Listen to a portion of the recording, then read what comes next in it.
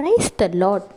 முன்னாடி உள்ள ஜெனரேஷனில் போய் அவங்களுக்கு ஒரு கஷ்டமோ கவலையோ பிரச்சனையோ வரும் பொழுது ஜெபம் பண்ணுங்க, உங்கள் வாழ்க்கையில் ஆண்டவர் ஒரு மாற்றத்தை செய்வார் அப்படின்னு சொன்னால் அதை அப்படியே ஏற்றுக்கொள்வார்கள். ஆனால் இன்றைய காலை ஜெனரேஷனில் போய் நீ ஜெபம் பண்ண, ஆண்டவர் உன் வாழ்க்கையில் ஒரு மாற்றத்தை செய்வார்னு சொன்னால் டக்குன்னு கோபப்படுறாங்க. நான் என்ன ஜெபிக்காமலா இருக்கேன், நான் என்ன வேதம் வாசிக்காமலா இருக்கேன் அப்படின்னு கோபப்படுறாங்க. இந்த கோபத்தை தான் ஆண்டவர் விரும்பவில்லை. ஆண்டவர் இன்றைக்கு கூட உங்களை பார்த்து சொல்கிறார், ரோமர் 12:12, நம்பிக்கையிலே சந்தோஷமாயிருங்கள், உபத்திரவத்திலே பொறுமையாயிருங்கள், ஜெபத்திலே உறுதியாய் தரித்திருங்கள். ஒரு காரியத்தும் உங்கள் வாழ்க்கையில் நடக்கணும்னா நீங்கள் ஜெபித்தா மட்டும் போதாது, அதை நீங்கள் அடைவது வரை பொறுமையாய் காத்திருக்க வேண்டும்.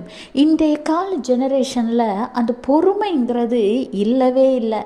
ஆண்டவர் கூட அதை குறித்து தான் உங்களோடு பேசுகிறார். நீ ஜெபம் பண்ணுற, பைபிள் வாசிக்கிற, எல்லாம் சரிதான்.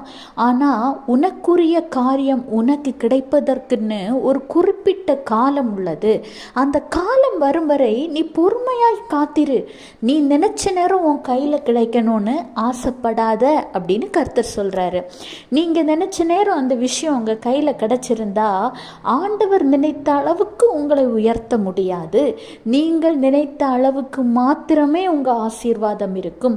ஆனால் ஆண்டவரின் கையில் நீங்கள் ஒப்படைத்து விட்டு பொறுமையோடு ஜெபத்தோடு காத்திருக்கும் பொழுது நீங்கள் நினைப்பதற்கும் வேண்டுவதற்கும் அதிகமான காரியங்கள் உங்கள் வாழ்க்கையில் நடத்தி ஆண்டவர் உங்களை ஆசீர்வதிப்பார்.